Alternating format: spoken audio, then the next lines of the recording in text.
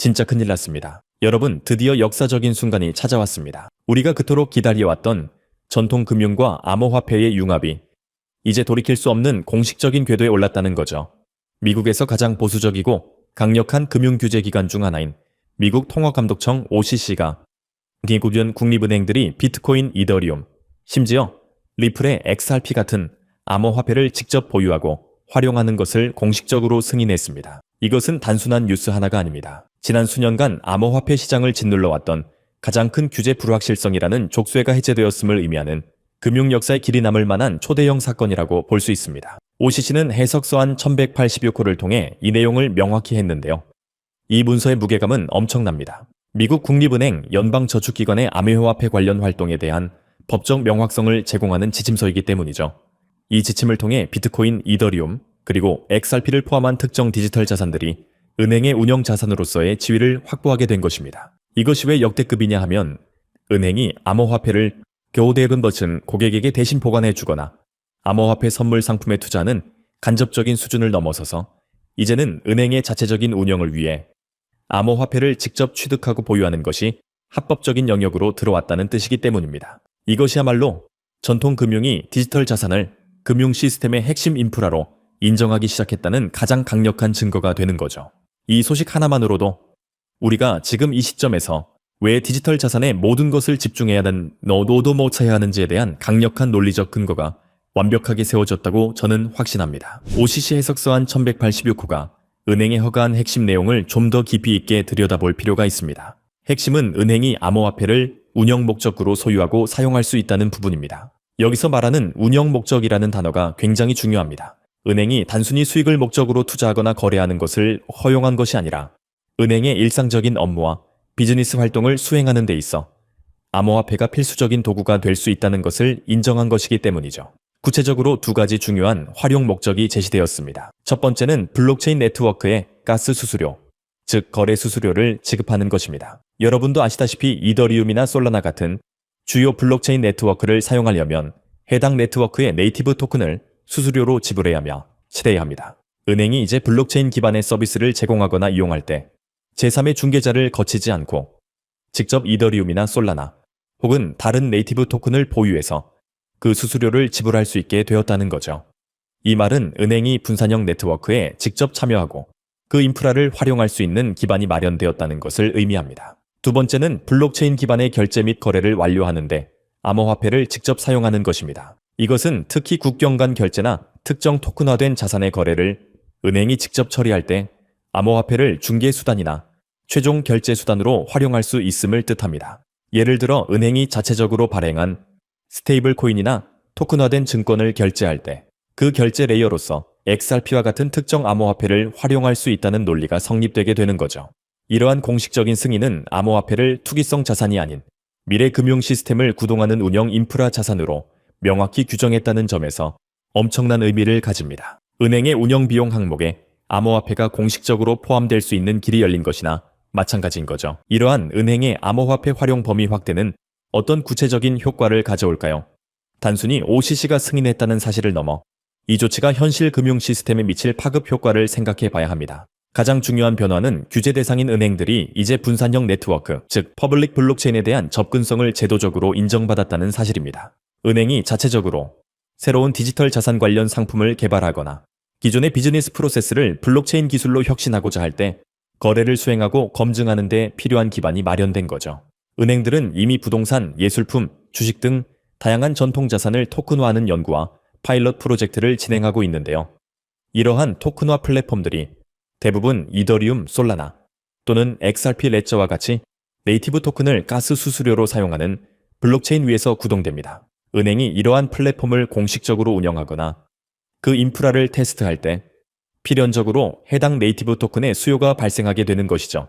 은행이 수많은 테스트 거래나 실제 운영 거래를 처리하기 위해 대규모의 가스 수수료를 준비해야 체결회의를 한다고 가정해보세요.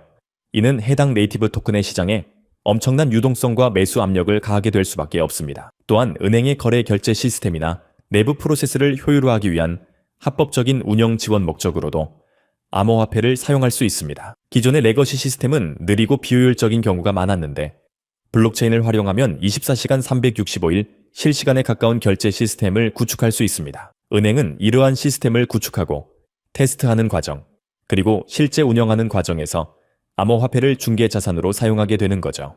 이 모든 것이 이제 규제 리스크는 없이 OCC의 공식적인 보호 아래 진행될 수 있게 되었다는 사실에 집중해야 합니다. 이 OCC의 해석 서한이 갖는 또 다른 핵심적인 의미는 바로 규제 불확실성의 해소와 그에 따른 제3자 우회 경로의 폐쇄입니다. 지금까지 많은 전통 금융기관들은 암호화폐 관련 활동을 하고 싶어도 명확한 규제 지침이 없었기 때문에 몸을 사리거나 혹은 모든 책임을 제3자에게 전가하는 방식으로 간접적인 참여만을 시도해왔습니다. 예를 들어 암호화폐 보관 서비스 커스터디를 제공할 때도 자체적인 기술로 직접 보관하기보다는 전문적인 암호화폐 커스터디 업체와 파트너십을 맺는 방식으로 진행하는 경우가 많았죠. 하지만 이번 OCC의 지침은 은행이 특정 디지털 자산을 직접 취득하고 보유하는 것을 명확하게 승인했습니다. 이는 은행들이 더 이상 규제 불확실성을 핑계로 디지털 자산 도입을 주저할 필요가 없게 되었음을 뜻합니다. 오히려 이제는 내부적으로 디지털 자산 전략팀을 꾸리고 직접 암호화폐를 구매하여 운영 목적의 지갑에 보관하는 것이 합법적인 운영 절차가 된 것입니다. 이러한 규제 명확성은 전통 금융권이 디지털 자산을 통합하는 속도를 대폭 가속화시킬 결정적인 트리거 역할을 할 것입니다. 제3자를 통한 간접적인 방식은 시간과 비용을 소모하고 효율성이 떨어지지만 이제는 은행이 인프라를 내재화하여 직접 운영함으로써 훨씬 빠르고 안정적인 시스템을 구축할 수 있게 된 거죠. 마치 과거 인터넷 도입 초기에 이메일 주소는 IT 기업을 통해서만 가져야 한다고 했다가 나중에는 모든 기업이 자체 서버를 두고 이메일 시스템을 갖춘 것과 같은 맥락이라고 볼 수 있습니다. 은행의 시스템에 암호화폐가 직접 편입되는 근본적인 구조 변화가 시작된 것입니다. 이번 OCC의 해석서안 1186호는 사실 하늘에서 뚝 떨어진 조치가 아닙니다. OCC는 이미 수년 전부터 디지털 자산에 대한 포용적인 태도를 보여주며 규제의 진전을 꾸준히 이끌어왔습니다. 가장 대표적인 선행 조치는 은행과 스테이블 코인 발행사 간의 파트너십을 허용했던 지침입니다. OCC는 이미 은행들이 스테이블 코인을 결제 수단으로 활용하는 시스템에 참여하고 이와 관련된 서비스를 제공하는 것을 허가한 바 있습니다. 이 조치만으로도 당시 시장에서는 OCC가 디지털 달러의 시대를 열었다는 평가가 나왔었죠. 이번 조치는 그 단계에서 한 발 더 나아간 것입니다. 스테이블 코인은 그 자체로 달러에 페그되어 있기 때문에 상대적으로 규제 리스크가 낮았지만 비트코인, 이더리움, XRP와 같은 변동성이 있는 네이티브 암호화폐 자산을 은행이 직접 보유하고 사용할 수 있게 했다는 점은 차원이 다른 진전입니다. 이는 OCC가 디지털 자산의 금융 인프라적 가치에 대한 확신을 가지고 은행의 디지털 자산 활동에 대한 규제적 장애물을 꾸준히 그리고 체계적으로 제거해 나가고 있다라는 것을 명확히 보여주고 있습니다. OCC의 일관된 정책 기조는 책임 있는 혁신입니다. 즉, 은행들이 새로운 기술을 통해 혁신하고 효율성을 높이는 것을 장려하되 반드시 내부 통제와 위험 관리를 철저히 하라는 전제를 달고 있습니다. 이러한 명확하고 단계적인 규제 로드맵은 시장 참여자들에게 예측 가능성을 제공하고 궁극적으로는 이 분야에 대한 기관 투자자들의 신뢰도를 압도적으로 높여주는 역할을 하고 있는 거죠.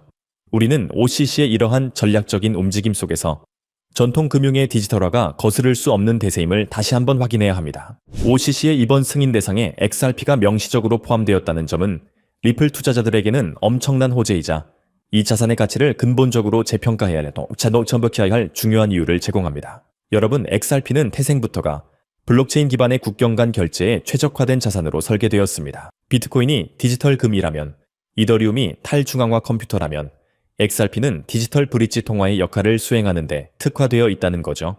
XRP는 매우 낮은 수수료와 압도적으로 빠른 처리 속도를 자랑합니다. 은행의 운영 목적에 암호화폐 결제 및 거래 완료가 포함된다는 것은 은행들이 기존의 스위프트 같은 느리고 비효율적인 국경 간 송금 시스템을 대체하거나 보완하기 위해 블록체인 기반의 솔루션을 도입할 가능성이 매우 높아졌음을 의미합니다. 그리고 이 분야에서 XRP는 이미 오랜 기간 동안 글로벌 은행 및 금융기관과의 파트너십을 통해 그 유용성을 입증해온 거의 독점적인 위치에 있는 자산이라고 볼 수 있습니다. OCC의 이번 승인은 XRP가 단순히 가상화폐가 아니라 은행의 미션 크리티컬한 결제 시스템에 곧바로 통합될 수 있는 규제 친화적인 인프라 자산이라는 점을 공식적으로 인정한 것이나 마찬가지입니다. 은행들이 대규모의 국경 간 결제를 처리하기 위해 XRP를 중개 자산으로 구매하고 보유하는 시나리오를 상상해보세요.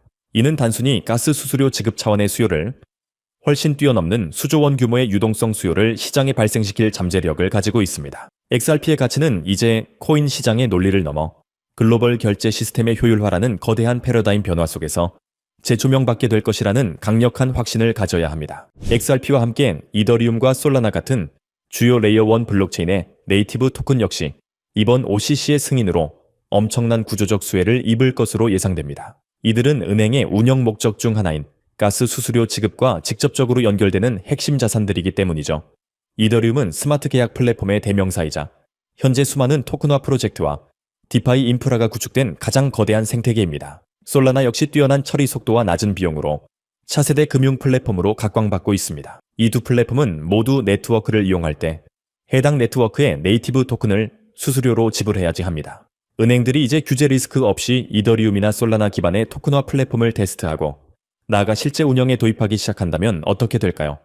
은행 내부의 수많은 팀들이 다양한 파일럿 프로젝트를 진행하고 매일 수만 건의 테스트 거래를 블록체인 상에서 발생시키게 될 것입니다. 이 모든 거래에는 가스 수수료가 필요하며 은행은 이를 위해 대규모의 이더리움이나 솔라나를 직접 구매하여 보유해야 합니다. 이는 단순히 개인 투자자들이 사고 파는 수요와는 차원이 다른 기관의 운영 예산에서 발생하는 구조적이고 지속적인 수요로 이어질 것입니다. 은행이 토큰화된 자산의 발행, 거래, 정산을 위해 이더리움이나 솔라나 네트워크를 인프라로 사용하게 되면 이들 네이티브 토큰은 해당 인프라를 가동시키는 연료로서의 가치를 갖게 됩니다. 이처럼 네이티브 토큰이 금융 인프라의 핵심 동력원으로 자리매김한다는 것은 이들 자산의 가치 평가를 완전히 새로운 레벨로 끌어올릴 수밖에 없는 근본적인 변화입니다. 우리는 이더리움과 솔라나를 단순히 코인으로 볼 것이 아니라 미래 금융을 구동하는 핵심 인프라 자산으로 보고 투자 관점을 전환해야 합니다. OCC가 은행의 암호화폐 직접 보유를 승인했다고 해서 무조건적인 프리패스를 준 것은 절대 아닙니다.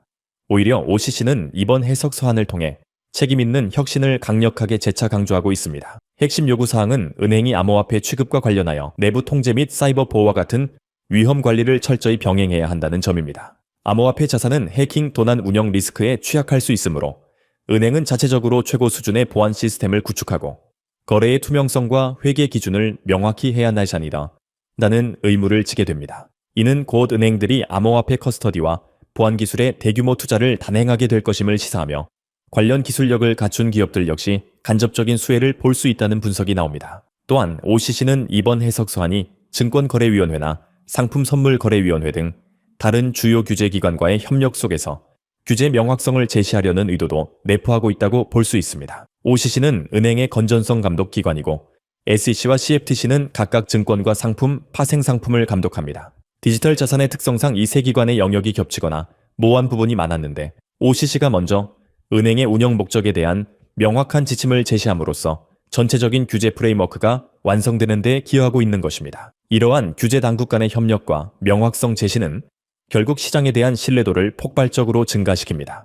규제의 틀 안에서 움직이는 것을 선호하는 보수적인 기관 투자자들에게 이 영역은 안전하고 정부의 승인해 진행되는 사업 영역이다라는 강력한 시그널을 주기 때문이죠. OCC의 조치는 혁신을 장려하되 질서를 부여함으로써 시장의 안정성과 지속 가능성을 동시에 확보하려는 매우 전략적인 행보라고 평가해야 합니다. OCC의 이번 승인은 단순히 몇몇 은행의 업무 절차가 바뀌는 것을 넘어 글로벌 금융시장에서 돈의 흐름이 근본적으로 바뀌는 거대한 전환점을 의미합니다. 가장 중요한 것은 암호화폐가 이제 투기성 자산 혹은 위험 자산이라는 꼬리표를 번고 전통 금융 인프라의 핵심 요소로서 그 지위를 공식적으로 획득했다는 점입니다. 은행이 암호화폐를 운영 자산으로 보유할 수 있다는 것은 암호화폐가 은행의 재무제표에 공식적으로 등재되고 회계 기준에 따라 관리되며 합법적인 비용으로 인정받을 수 있다는 뜻입니다. 이는 암호화폐의 기관화 과정에 있어 결정적인 이정표를 세운 것이죠.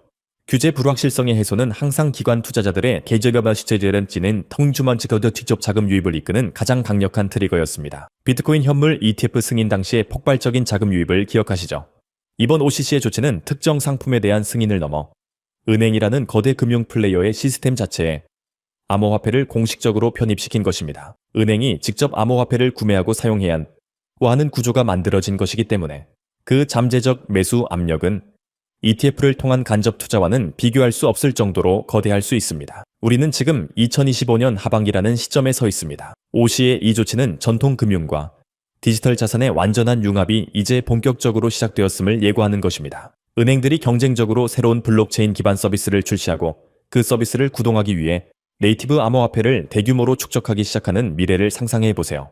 이는 디지털 자산 시장에 유례없는 규모의 기관 자금이 유입되는 거대한 게이트웨이가 공식적으로 열린 순간이라고 확신해야 합니다. 이 흐름에 편승하지 못한다면 앞으로 다가올 금융 대변력의 시대에 뒤처질 수밖에 없습니다. 오늘 우리는 미국 통화감독청 OCC가 국립은행의 암호화폐 직접 보유 및 활용을 공식 승인한 역사적인 사건을 심도 있게 분석했습니다. 그리고 이 사건이 왜 여러분의 투자 포트폴리오에 가장 중요한 의미를 가지는지에 대한 모든 논리적 근거를 완벽하게 확인했습니다. OCC와 승인은 단순한 뉴스를 넘어섭니다. 이는 규제 리스크의 완벽한 제거이자 디지털 자산 시장 확장성의 폭발적인 증가를 의미합니다. 은행이 비트코인, 이더리움, XRP와 같은 핵심 디지털 자산을 운영 자산으로 간주하고 직접 구매해야 하는 구조적 수요가 발생하기 시작했습니다. 우리의 최종 투자 결론은 명확합니다. 첫째, 비트코인은 디지털 금으로서 은행의 자산 포트폴리오 다각화 및 커스터디 서비스 기반 자산으로서의 지위를 더욱 공고히 할 것입니다. 둘째, 이더리움 및 솔라나는 은행이 토큰화 플랫폼 및 디파이 인프라를 활용하기 위한 필수적인 연료로서 가스 수수료 수요 급증에 따른 구조적 상승 압력을 받게 될 것입니다. 셋째, XRP는 은행의 국경 간 결제 및 거래 결제 시스템의 가장 효율적인 중개 자산으로 인정받으며 그 유틸리티 가치가 극대화될 것입니다. 전통 금융의 시스템에 암호화폐가 공식적으로 편입된다는 것은 이 자산들이 더 이상 변동성이 큰 투기 상품이 아니라 글로벌 금융 인프라의 핵심 축으로 인정받았음을 의미합니다. 이것은 일시적인 상승이 아닌 장기적이고 구조적인 상승 사이클의 서막입니다. 여러분은 지금 이 거대한 패러다임 변화의 초입에 서 계신 겁니다. 확신을 가지고 이 기회에 모든 것을 집중해야 할 때라는 거죠. 오늘 준비한 소식은 여기까지입니다. 오늘 영상 유익하셨다면 구독과 좋아요 한 번씩 부탁드리고요. 저는 다음에 더 좋은 정보와 소식으로 찾아뵙겠습니다. 여러분의 성공적인 투자를 기원합니다. 감사합니다.